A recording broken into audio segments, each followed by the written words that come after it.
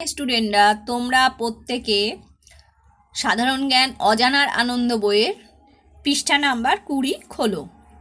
আজকে আমরা পড়ব পশুর সাথে পরিচয়। পশু কাদের বলে? যাদের 4টি পা, একটি লেজ আছে তাদের পশু বলে। পশুরাজ কে? পশুরাজ হলো সিংহ। কোন পশুর সুর আছে? হাতির সুর আছে। কোন পশু সবচেয়ে জোরে দৌড়ায়? চিতা সবচেয়ে জোরে দৌড়ায়।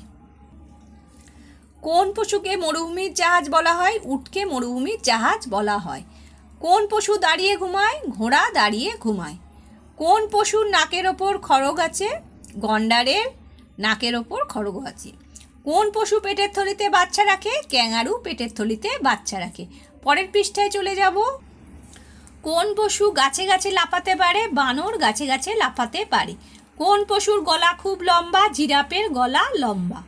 কোন পশু সবচেয়ে উপকারী? গরু সবচেয়ে উপকারী। কোন পশু মাছ আর দুধ খেতে ভালোবাসে? বিড়াল মাছ আর দুধ খেতে ভালোবাসে।